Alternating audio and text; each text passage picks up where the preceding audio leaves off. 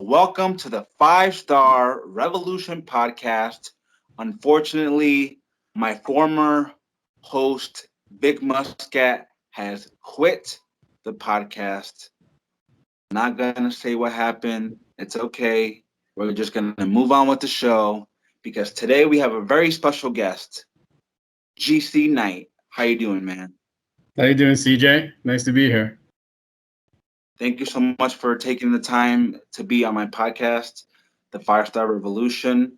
Like I said, we're going to move forward, and I look forward to interviewing you. My first question for you is, how did you get into wrestling? God, how did I get into wrestling? Well, little backstory is my father was a huge pro wrestling fan. And from all accounts, and this is coming from my mother, that I started watching with him at age like 3. And so that would have been like, God, the mid 70s, like 1977 and stuff like that is when I kind of started watching with my father, which is according to my mom. Now I can remember in the early 80s and stuff like that, just my father watching wrestling and me just joining him. And um, I remember from what Brian said in a previous interview, Brian Albertson, the badass, one of my favorite people, is that he started watching wrestling when he was young and he never fell out of love with it. I'm basically the same way. I've been watching wrestling, I guess, since I was 3, and I've just always loved it. Um, and as a little kid, you watch wrestling and you think to yourself, well, you know what? If I ever got the chance, I could do that. And so one day after, you know, a hockey game I used to play, amateur inline hockey, I met someone who found out he was also a wrestling fan and a part-time wrestler, and kind of pursued it that way, kind of on a dare. And that's kind of how I got into wrestling. Okay, that sounds great. That's an interesting story. So you used to be a pro wrestler, right? Yeah, you know that, yes. Okay. Well, for some of the fans that don't know that, you used to be a pro wrestler. So where did you start initially training to become a pro wrestler, and what did you learn along the way? So I went to Killer Kowalski's wrestling school in Malden, Massachusetts, and I basically trained for almost 8 weeks in very early 2002. And after that, I was sent to, I think it was called Universal Wrestling, just 2 letters, which is kind of weird, but it was just Universal Wrestling. That was very short lived. They bumped in a wrestling ring, which is the worst thing ever. Um, from there, I got sent to a guy called Herbert A. Knapp's in Easton, Massachusetts, and wrestled for a company called World Class Wrestling Association, WCWA, and had a lot of fun there and kind of basically discovered who and what I was going to be. When I got into it, I never intended on being big or making the big time or whatever. I was older, 27, 28, and I don't have the physique. I don't have muscles. I just kind of had the character, um, and just a love of wrestling and everything. I can remember the first one of the first couple of days of training and everything. You know, they teach you how to take a bump, and I hit the mat, and I loved it. I absolutely loved it from the very beginning. I wasn't one of those people who hit it and like was shocked. I hit the mat and I loved it. And I can remember, and this is a pretty funny story. We were doing the body slam line, where one guy goes, he body slams everybody, and then after the last person, he moves the next person, body slams everybody, and blah blah blah. So got up in line after there were a bunch of people in front of me, took the body slam, and then I sold the body slam.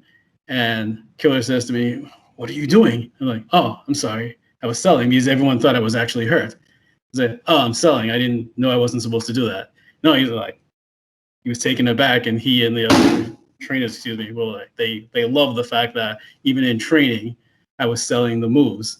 And so, yeah, I know, I never thought that was going to be anything big. I didn't turn out to be, but I had a pretty long, kind of moderately successful in the Northeast of the United States. Very nice, very nice. That's another interesting story right there. So, you also mentioned that you had the character. Can you explain a little bit about your character and what is about? So GC Knight, as I became known, I mean, my first couple of names were not that. I was the Haitian sensation, which was terrible. But that was kind of an on the fly thing. My first match was the Haitian sensation against this guy called Asian Orange, but he was actually Hawaiian. But they looked at him and said, you look Asian." He goes, "I'm Hawaiian." He's like, "Whatever, you're Asian Orange for this match, and you're Haitian, right?" I'm like, "Yeah." "Well, you're the Haitian sensation." And it was the worst 7 minutes of my life. But yeah, it was terrible. It was the worst match. But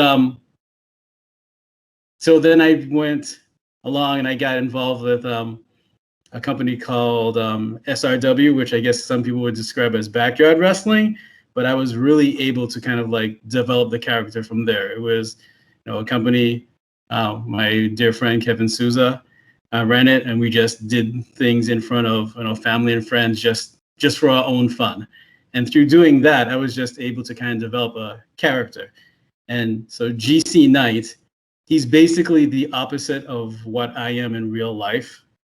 A really arrogant, smug, looks down on people.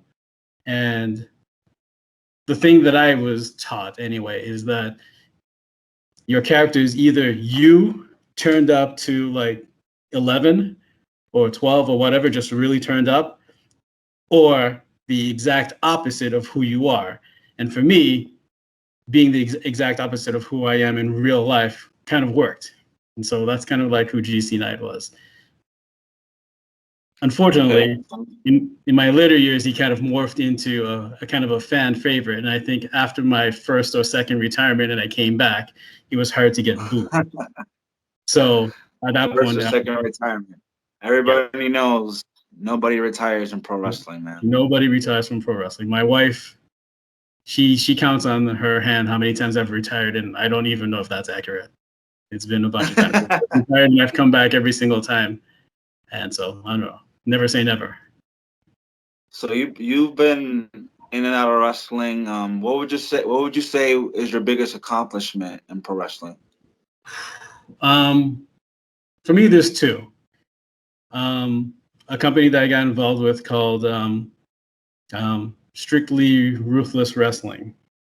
A friend of mine was starting his own company. He was going big time, going legit, and everything like that. And I was his first champion. Now, again, I don't have the body, I don't have the muscles or anything like that. And so to be chosen as the first champion to me is just, it's the ultimate stamp of approval. You must be doing something right, you know? And then the second was being called by a company in Canada that had seen my work somehow, I guess on YouTube or whatever, and they had me come up there and beat their champion, Nice. which caused a mini riot. That's another funny story. So you were a heel in that match. Yes, I was a masked luchador known as Senor Enfuego, and I was a heel. And they had this guy, Elaine Villains or whatever. He hadn't lost a match in 7 years. So they brought me up, and I beat him clean in the ring. After the referee's hand hit 3, I thought there was something wrong because there was dead silence. I sit up, I look around, the referee's like, "Celebrate, celebrate." So I start celebrating. Next thing I know, there are people jumping over the guardrail and entering the ring to come after me. The first guy that Wow. got to me, I've never hit a human being as hard as I hit him.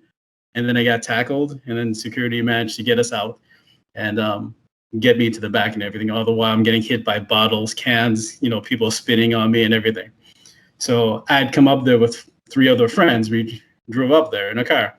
So we waited 90 minutes for the arena to clear out because people were so pissed off that, we came up here and everything.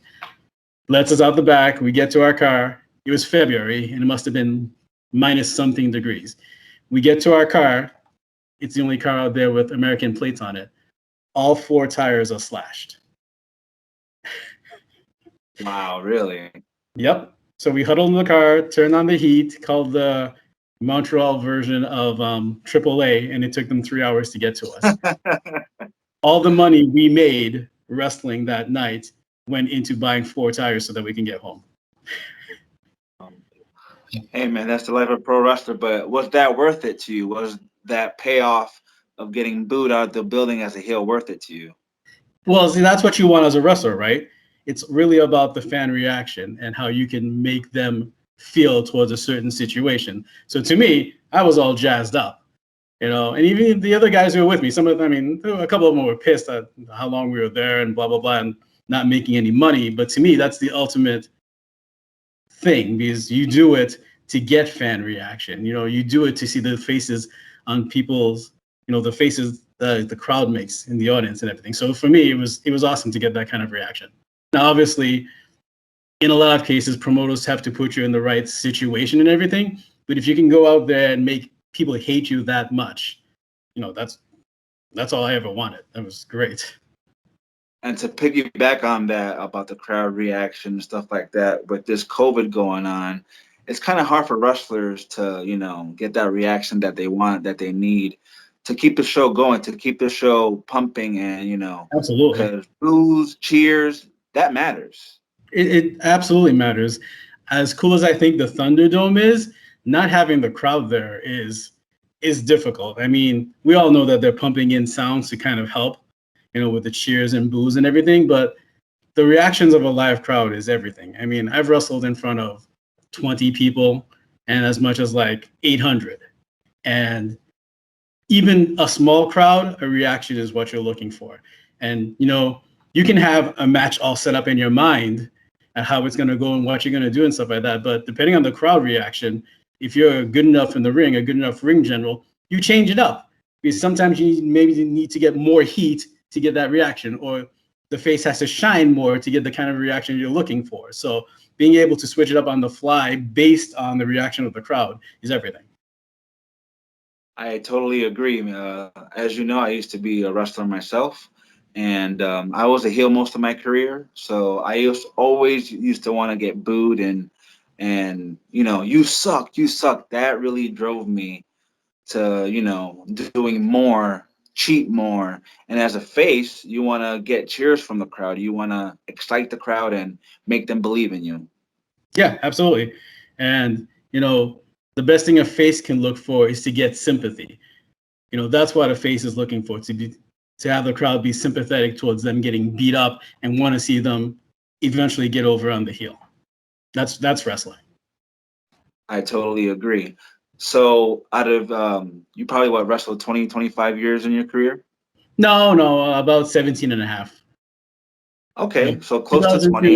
2002 to 2019, really. Okay, so close to 20 years. Out of that 17 and a half year career, what was your favorite match that stands out in your head? Whew. Favorite match. Favorite match. Oh, I've got a couple. Um, I wrestled the Honky Tonk Man once, and that was really good. That was a hardcore match, and even though he beat the piss out of me, he wrestled the Honky Tonk Man. That was great. Yeah, that was great. And then obviously later in my career, a lot of MAW stuff stands out because I was able to do it Okay. my way and the way I wanted to do it, and I would say more than that, it went off without a hitch. So that was gonna be my next question. Not everybody knows that you used to be a promoter, so talk a little bit about that. MAW, Mass Anarchy Wrestling.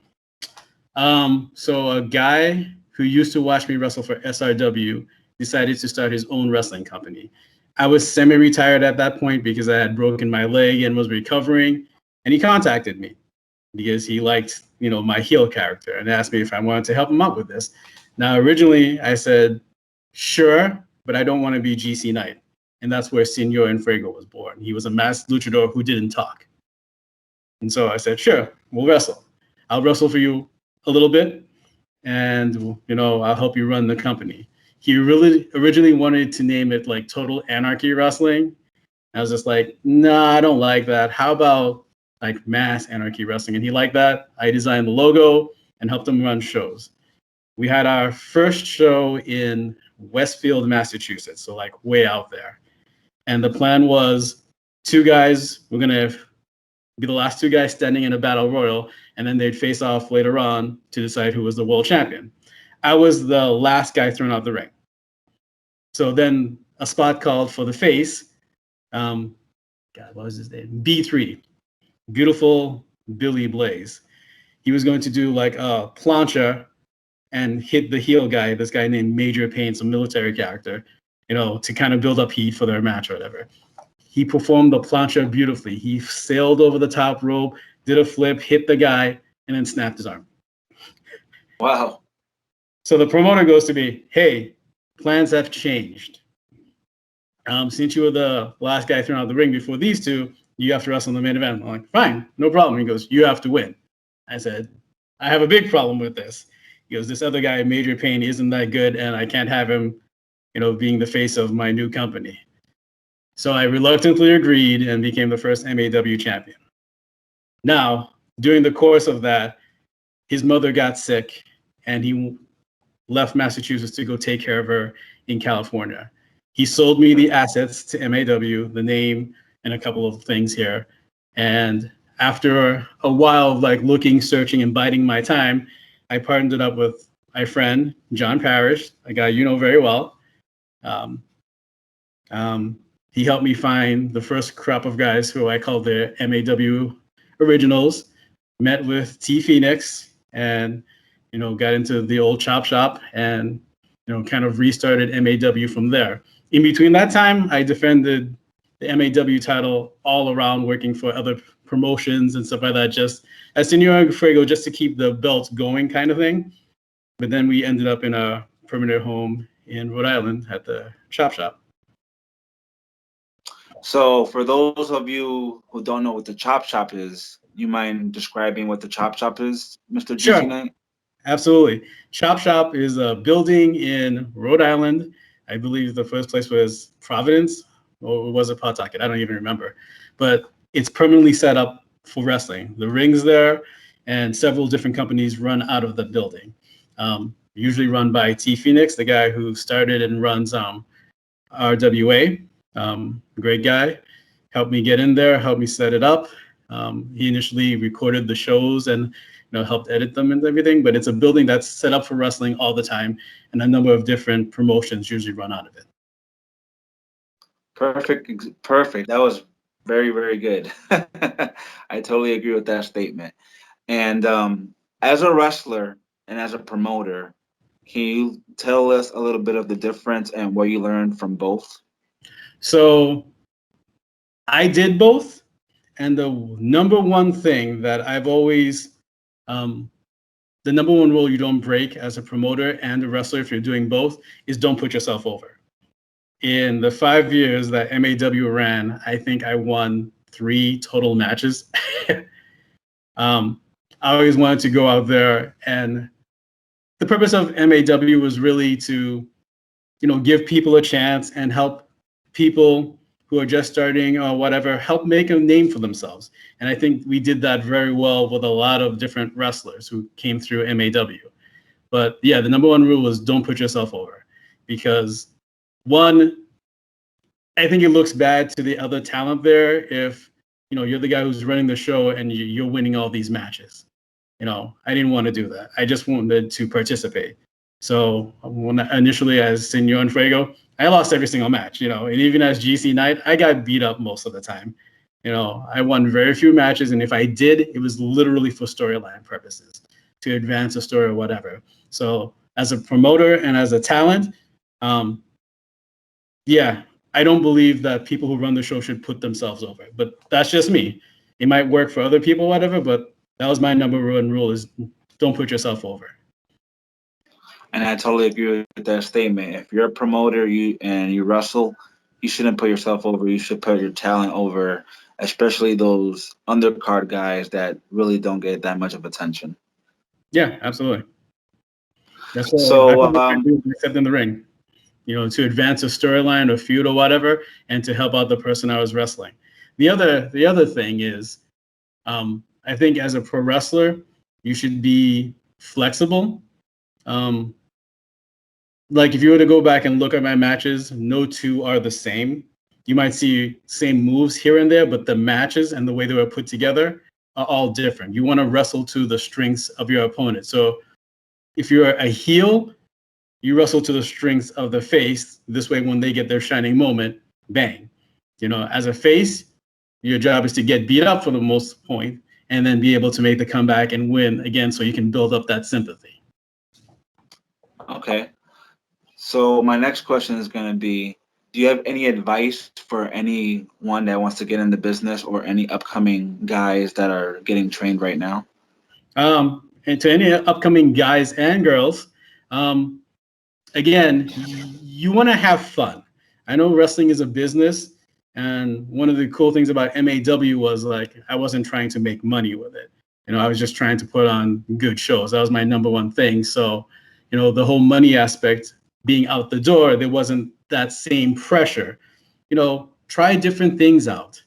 My wrestling style, I remember very early into my training when I got on the top rope, it never looked good. Okay. And so Killer Kowalski said to me, he said, if you ever get on the top rope, it's only to get thrown off because I'm a mat based guy.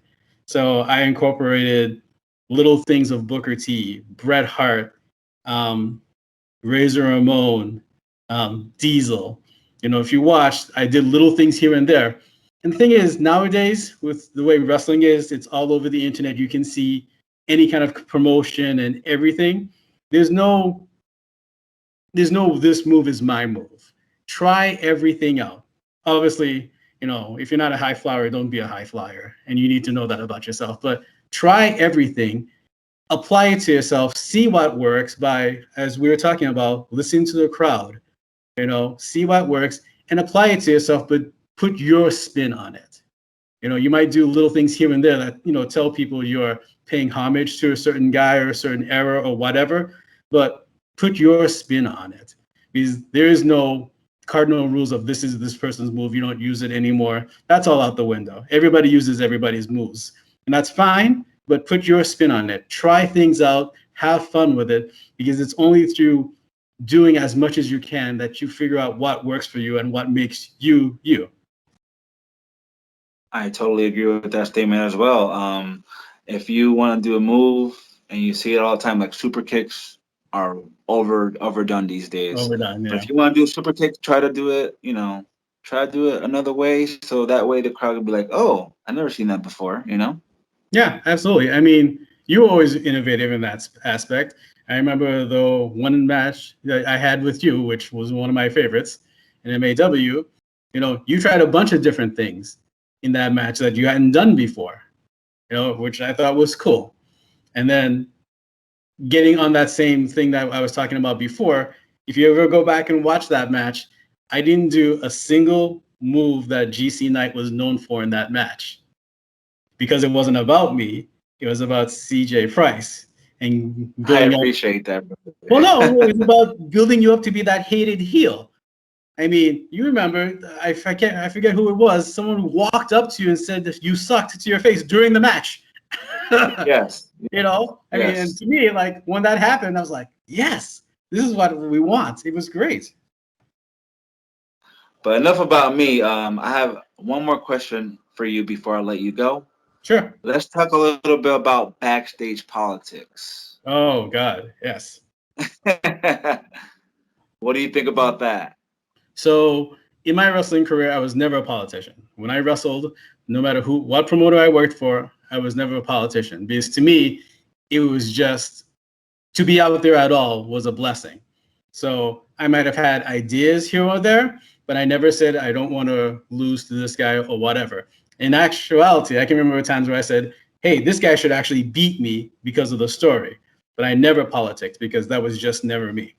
Now I can recall when I was running MAW and at other shows, there were people who liked to politic back there in behind the scenes, but in MAW, I never let that be part of the show. I always told people, and you remember, look, there's no politics here.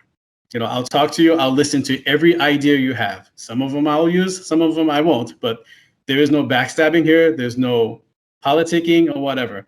I understand some people have to do it or feel the need they have to do it, but I've never liked that aspect of it because you're not the one who's paying for all of this. Yes, you're a talent, and I know you want to protect yourself and your brand, but at the same time, wrestling a match is probably the easiest part of a wrestling show.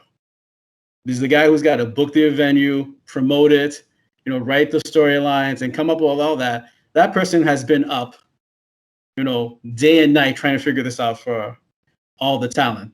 You have to go out there and perform. And again, don't get me wrong, that's hard. I know that because I was a wrestler. But, I think showing the kind of respect to just not politic is the better way to go. When if you can build a name up for yourself and you can get up to there where you can argue more on your behalf, that's one thing, But there's a lot of bickering and politicking that goes on backstage that I experienced for years, and I just know that I didn't like to be a part of it, and I didn't let it seep its way into shows. 100% facts, my brother. So if fans want to find your matches, if fans want to like your Facebook page, Twitter, Instagram, whatever you have, where can fans find you? So I was never an Instagram guy. I only did Facebook. I don't have Twitter as well. On Facebook, you can find me at GC Knight. Very simple. And then if you want to ever watch MAW, it's MAW. God, what is it? If you just type in Mass Anarchy Wrestling on YouTube, you'll find it. It's MAWITV, I think it is. And you can see. I believe so. MAWITV, Mass Anarchy Wrestling. That's correct. Yeah. And then the website is still up, massanarchywrestling.com. I never took that down. So that's still up there.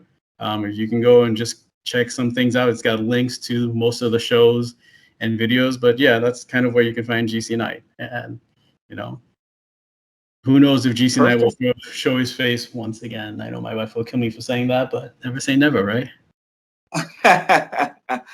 Maybe one day we'll see your face again, and I hope so because I enjoyed all of your promos. I enjoyed all of your matches, and I also enjoyed the time that you gave me today for entering. I can't even talk right now because I'm nervous. Interviewing you today here on the 5-Star Revolution podcast. Hey, CJ, I appreciate you having me. I always enjoyed working with you and, our time in MAW. And, hopefully that's not 100% done either. Hint, hint. We'll see, man. We'll see. And for you fans that want to grab a $50 gift card to anywhere of your choice, we have to reach 400 likes by August 15th. So get to it. We're almost there. To anywhere of your choice, $50. 5-Star Revolution Podcast on Facebook. 5-Star Revolution Podcast on YouTube. Do not miss it. We have a great lineup. GC Knight, have a great night, and thank you for joining me tonight. Thanks for having me, CJ. Everyone out there, click those links.